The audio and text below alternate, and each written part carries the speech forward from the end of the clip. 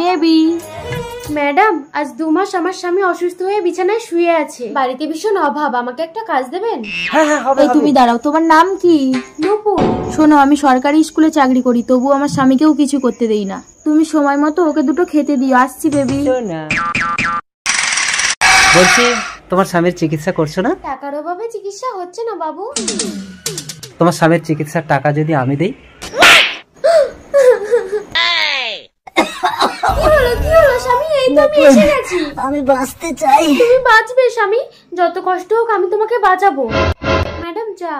আরে কি হলো উজ্জ্বল? এই কি হয়েছে রে? জানি না ম্যাডাম। জানি না? তোদের মতো কাজের মহিলাদেরকে ভালো করেই জানা আছে। ফাঁকা ঘর পেয়ে তুই আমার স্বামীকে পাঠানোর চেষ্টা করছিলি? না। না তো যা, দাদাকে চাটা দিয়ে আয়। বাবু চা। আমি ঠান্ডা চা খাবো? বাবু আমি জানি আপনি কেন এরকম করছেন। আপনাদের বাড়ি আমি আর কাজ করব না।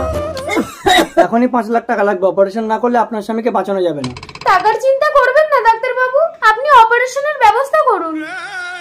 আরে আমার সব টাকা তো তোমার, তুমি ইচ্ছে মতন খরচা করবে। আসি। বাই।